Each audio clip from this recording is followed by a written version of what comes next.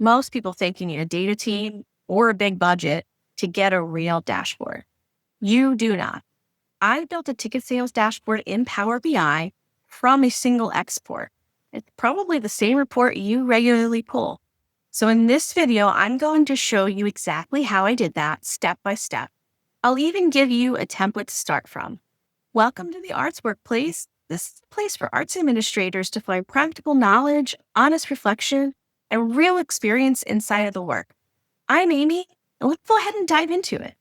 So before we build anything, it's worth being honest about why the spreadsheet keeps failing you. Because if you don't understand that, a dashboard won't save you either. A spreadsheet makes you go looking for the answer. Every single time someone asks a question, how is the program selling? Are subscribers coming back? Where are we at compared to goal? You have to open your file, you filter it, you sort it, you do a little math, maybe in your head, and you hope you get it right. It's slow, it's manual, and it comes out a little different every time depending on who built it. A dashboard flips that around. The answer's already on the screen before anyone even asks. And when new sales come in, you refresh and every number updates at once. You're not rebuilding anything. You're just looking at it. That's the whole point of what we're building here. Not a prettier spreadsheet, but a single screen that answers the standing questions on its own. So you can spend your time on what the numbers mean instead of assembling them. All right, so first up is the data. And the good news is you almost certainly already have it. You can do this, at least this simple example that we're building together, you can do this with just one export. The ticket sales report you probably already pulled. In my case, that's a pivot table of data I build inside of the Testatora Analytics tool. The fields that matter most for arts organizations who sell tickets are typically these. You'd want the performance or event name and the series it belongs to, and of course, the performance dates associated. You'd want venue name if you happen to be performing in more than one. You want the number of tickets sold, the number of comps you issued, the capacity, maybe the number of scanned tickets so that you know the attendance rate. All of this is so you can see how full the house is. And of course, you want revenue and you want the price type category. That last one matters a lot more than people think because subscribers and single ticket buyers behave completely differently. And a dashboard that can't differentiate your audience segments is hiding one of your most important stories. And then one important note before we go further, for a dashboard at this level, you don't need any personal patron information. No names, no emails, no addresses. You're looking at patterns, not people. So leave the personal data out entirely, and you have removed most of your privacy risks before you've even started. You can leave in a customer number for counting purposes. And postal codes are also helpful if you have them for geographic reporting. Before we move on to the Power BI dashboard build, I do want to let you know that I do have a file available for practice. You can find a link to it in the video description and in the comments below. And this will also be the place you'll find the Power BI template that I'm going to share with you for you to build your own dashboard. All right, next is getting that data into Power BI. And this is the part most people are scared of, and honestly, the part that's easier than it looks. You bring in your export, and Power BI opens it in a tool called Power Query. Don't let the name intimidate you. It does a lot of the work for you. All you're doing in here is tidying up the data. You want to make sure dates actually read as dates, numbers actually read as numbers, currency as currency. You want to rename your columns so that they say what they actually mean. And you want to remove anything you don't need. And here's the proof that that really boring step is worth it. For example, in my own work, I've had some trouble getting my charts and data to sort in the right date order. And a lot of that was because I didn't have the right data formatting. So 10 minutes in Power Query, and suddenly every chart you build works after that. That's the difference clean data makes. Clean data in, clean dashboard out. So if you skip this step, you'll fight the tool for an hour wondering why nothing is lining up and appearing the way you expect it to. All right, if you're finding this valuable so far, hit the like button so that other arts administrators can find this content. So let's move on to the fun part, how to actually do this. All right, so before we begin building a dashboard, let me walk you through the Power BI interface, because if you've never seen it before, it is pretty intimidating, but it's really not as bad as it seems. There are only a handful of places you're actually working in within this interface. Most of your work occurs on the far right side here, where you have several menu options, starting with your data pane. That's your export, your data file. Every column from the file you just cleaned up shows up in a list with a checkbox next to it. So that's basically your inventory of metrics that you can use. Going down the list, the next is the visualizations pane.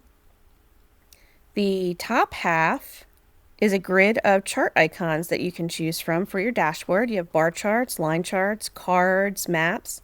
You just click on one and it drops an empty version of that chart onto your page. The bottom half of the visualizations pane is where all of the work actually happens. These box areas are called wells, and depending on your chart type, they might have names like x-axis, y-axis, legend. You simply drag a column out of your data pane and drop it into a well, and the chart, it builds itself. And that's really the whole interaction. You drag a field and drop it into a well. This middle area here is your canvas. That's where you build your dashboard. That's what the people you share the dashboard with are going to be looking at. And then a couple other things you're going to use pretty regularly.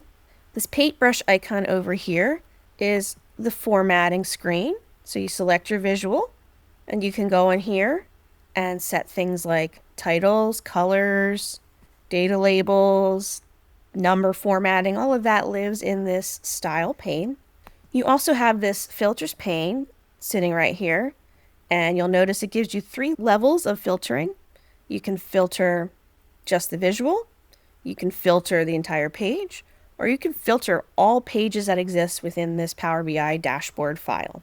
And so what this means is that you can filter a chart or a page without having to touch anything on screen. And that means the people interacting with the dashboard do not have to even know these filters exist. There's basically 2 different types of filters. The hidden filters that are permanently placed on your visualizations, and then there are filters you can place on screen that your users can manipulate to get different views of the data. Okay, and then at the top here, you have your home ribbon. The most important thing to know up here on the home ribbon is the transform data button. That's going to reopen the Power Query window that we were just in. So if you get halfway through building your dashboard and you realize maybe a column's formatted wrong, you can just jump in there and fix the formatting. There's also a refresh button to refresh your data every time you update your data files. Another thing I'd point out, a great way to make your dashboard very visually appealing is to use a nice background image. So if you go into styles, you can use the canvas background and you can just upload an image. And let me show you what that looks like. The demo dashboard I'm building here, everything you see in the background, the blue, the boxes, things like that, that's just an image that I had an AI tool design and I uploaded so that my dashboard looked really sharp and clean. And then the very last thing I'll note is that you can click on your charts to filter all of the other charts on the screen. So you don't have to set that up. That's not a switch somewhere. It just does that automatically. Okay, that's the entire tour. Now let's move on to the part that actually matters, which is choosing what you put on your dashboard. Now, this one might be the section that changes how your leadership sees data. I didn't build this dashboard around everything I could possibly measure. I built it around the questions I actually get asked over and over. Some of the key metrics include revenue compared to goal and the forecast. This is the number that opens most conversations. Are we where we said we'd be? So if you're looking at nothing else, you're looking at this. Percent of paid capacity. Revenue can look fine while your houses are quietly empty, filling with comps and discounts. Capacity tells you the truth sitting underneath the revenue. Average ticket price. This is a quiet killer. Sales can look great while your average prices plummet due to discounts and miscalculations. then you're explaining why a sold out event missed its revenue goal. Another really important one is sales pacing over time. The final total tells you where you ended up. Pacing tells you where you're heading, while you can still do something about it. And you may be asking yourself, is it worth it? Will anyone even bother? Yes. When I saw some of our executive leaders starting to present data from my dashboard at staff meetings and board meetings, honestly, that was a really good moment. When peers were able to find answers without me, that's when I knew it was worth the effort. All right, making the dashboard executive ready. This is where I have to be honest about what I got wrong the first time, because I think it'll save you the same mistake. In my case, I built multiple very detailed dashboards, many tabs on each, many different types of data and filtered views, dashboards that could answer every question anyone could possibly ever ask.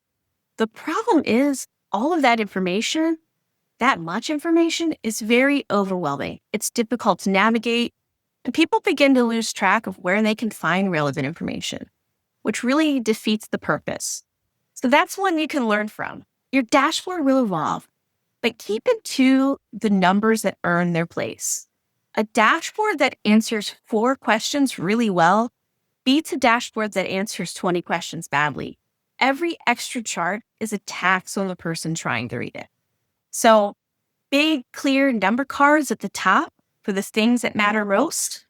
Titles a human can actually read, not just database field names. Some conditional formatting so that the good news and the bad news are really obvious at a quick glance. Plenty of white space.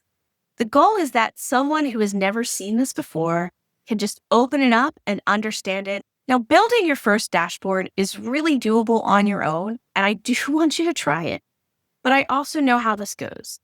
You hit a wall with your specific data, or you want the whole reporting workflow built properly, not just one dashboard, and you don't have the time to figure it out. So don't let yourself reach a point of frustration. There are tools or resources that can help you. Endless learning on YouTube and AI tools that can help you write measures and build charts. So here's where we land.